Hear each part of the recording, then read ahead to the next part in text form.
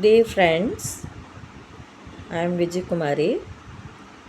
This pickle is coriander pickle. Coriander leaves, cumin powder, coriander powder, red chili powder, mixing. It is very tasty and delicious food. Friends, ఈ పచ్చడిని ఇలాగ అన్నం వండుకొని ఓపిక లేదనుకోండి, చిన్న పచ్చడి వేసుకొని ఉల్లిపాయ ముక్కలు కోసుకొని ఆ పచ్చడితో అన్నం తింటే ఎక్సలెంట్గా ఉంటుందన్నమాట. ఇందులో ఇంకా జాగరీ కూడా కలిపాను పచ్చడిలో.